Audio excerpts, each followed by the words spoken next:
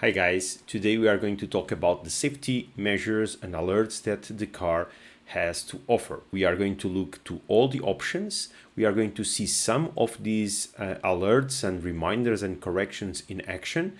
And then we are going to see how to disable and enable all of them. Welcome back. My name is Hugo Souza. I'm from Portugal and this is the Xpeng G6 Diaries.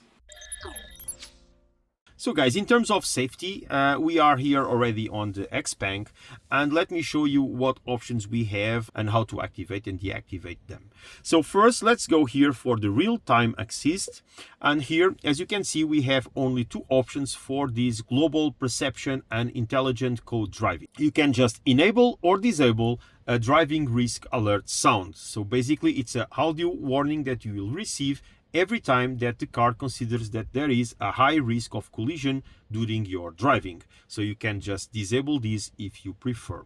Also, it is very important, and let me just start by saying this, that you have always in each of these menus, you have an help that will give you all the information inside of this section where you are. So in this case, we only have the preceding vehicle starting reminding with a help here, as you can see the icon here. So if you click here on help, it will only give you this chapter explaining with visual information and also text what this function will do. Okay, so you can go to your car and read this information with attention to understand what the car can do and then activate or deactivate based on your preferences. So basically, as I said, so the first option is only a generic one for an audio warning every time that the car thinks that is a high risk of collision during the driving that you are doing. The second one, it's one that I do like very much. I do believe that it's a very nice implementation.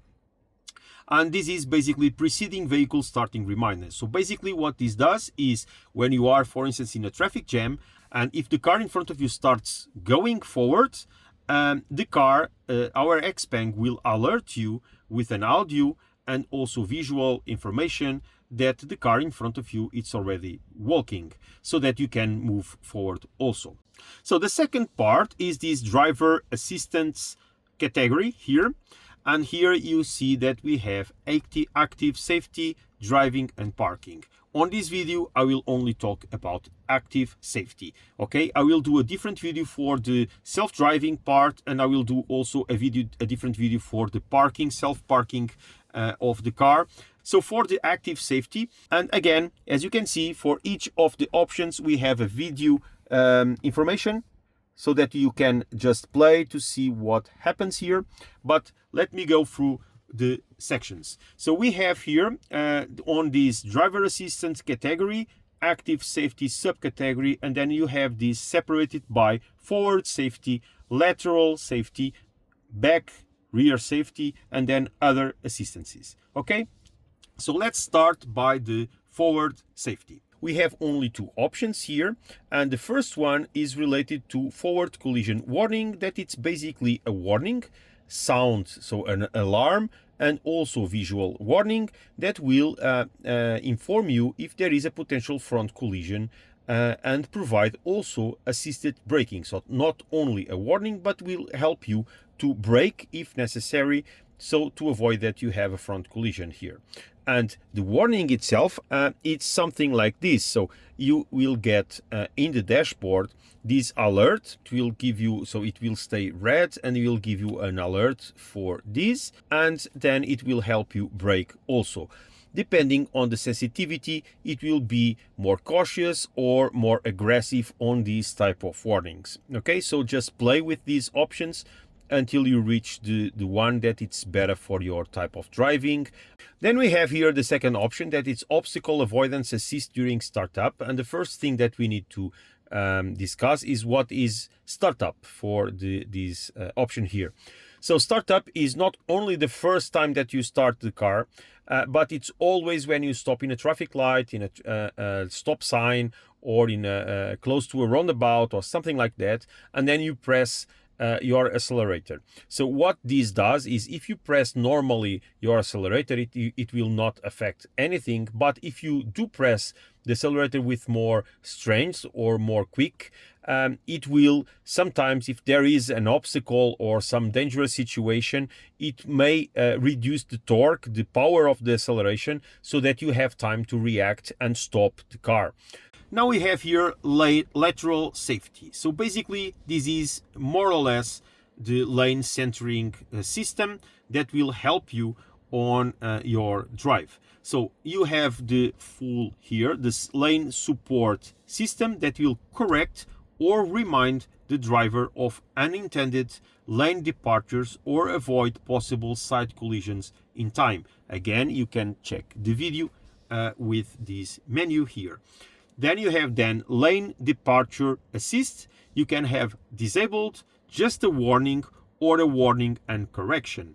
Okay, so with this, it will correct you if you activate this. So lane support system, it will detect that the vehicle has a tendency to depart the lane or has already departed the lane. When they say this is crossing the lane, so if you are riding and you suddenly start going to left or right and leaving your lane, it will activate this system. Okay, so you can then just have a warning, so the car will alert you that you are crossing the lane, or you can even consider putting a warning and correction, and then the car will try to correct that lane departure to put you again in your lane.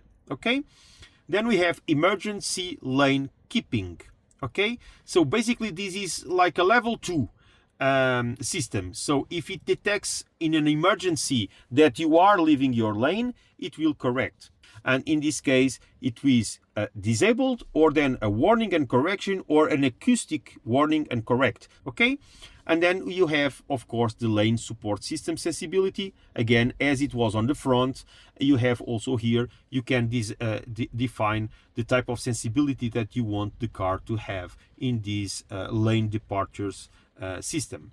Okay, also you have, of course, blind spot detection. Okay, and in this case, it will give an indication on the side mirrors if there is a car moving next to you, so to detect on the what was called the blind spot.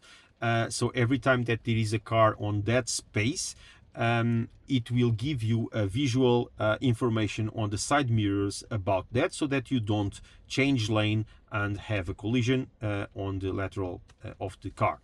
And also there is the door opening warning, and this is basically when you try to open your door, if the car detects that there are cars coming on that side, it will give you a warning, also a visual and audio warning about that.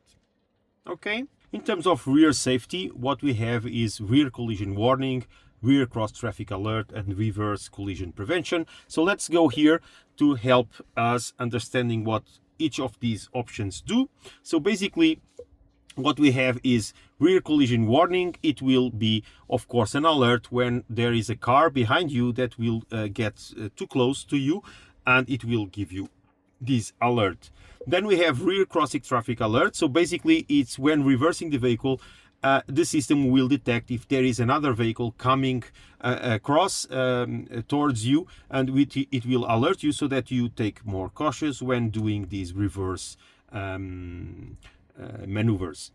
And then, of course, we have also reverse collision prevention, that it's also, again, when you are reversing the vehicle, it will detect an object or a person or anything else that will inform you, but in this case, it can even brake for you. Okay, so this is the difference between the rear cross traffic alert and reverse collision prevention. So basically they work together.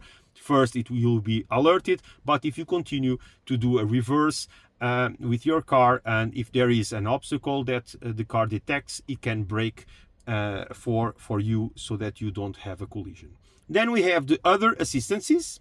Okay, and basically here what we have is the driver drowsiness warning. So basically we have always the car looking at us and trying to see if the driver is aware, if it is looking at the ride itself. So that's the driver status monitor, and it will warn you every time that you have a situation when the car thinks that the driver is not taking cautious with the driving. So what happens, for instance, is if you are sleepy, the car will inform you that you are sleepy, and it will give you an alert. And also, for instance, sometimes the car, if it detects that you are not grabbing the wheel drive, it will inform you that also, etc.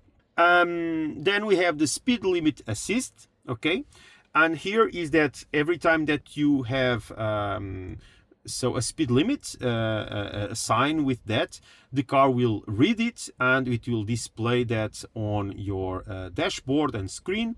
And if you go above that, you can have just an alarm, a display information, or an adjustment of the speed if you are, for instance, driving in self-drive. You can activate beeps, so when turned on, the system will beep each time a speed limit change is detected. Okay. You have an alarm sound when turned on. Alarm will sound when the speed limit speed meets the overspeeding standard, and then you have a confirm before speed adjustment that you can activate. For instance, if you have here this situation, okay, it will show here that you can then disable or enable.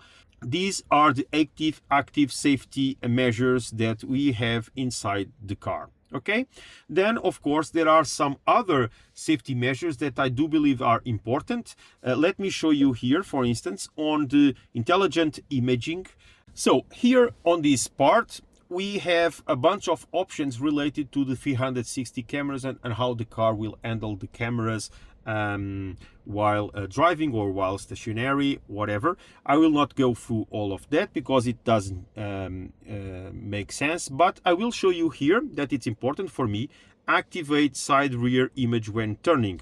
When you change or you activate the turn signal and you want to change lane, for instance in a highway, or just make a turn, you can activate a small screen where the side camera will be activated, rear side camera will be activated, so that you can see if there is traffic or any other obstacle or vehicle coming on that direction, so that you can do those turns and lane changes without any problem.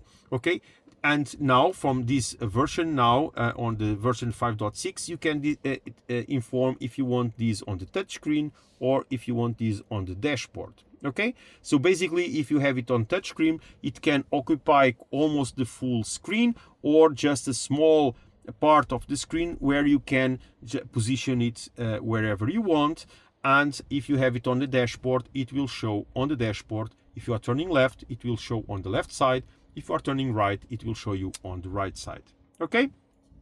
Also important is the activate panoramic image on narrow roads. So here, for instance, if you are moving slowly, so here it's lower than 15 kilometers per hour, and if the car detects that it's a narrow road or an obstacle, it's next to the car, it will activate the 360 panoramic cameras so that you can see all around the car if you are putting anything in danger. Okay, so I do believe that this is important. And then of course is again like a sensibility option. You can activate the distance that you consider that you want this to be activated or not. So guys, we reached the end of the video. So as I said in the beginning, this one was meant just to show all the safety measures that can be implemented in the car, especially to help us drive and to drive safely. So I will do a different video for the self-driving and the self-parking, and also for the Sentry mode. So basically this one is just while we drive, all the safety measures that can be active in the car and help us drive better and also help us drive safely. So I hope you guys enjoyed the video. If so, please leave a like, do subscribe the channel, and leave a comment if you want to know more about these systems. And I will see you in the next one. Thank you again for watching. Bye bye.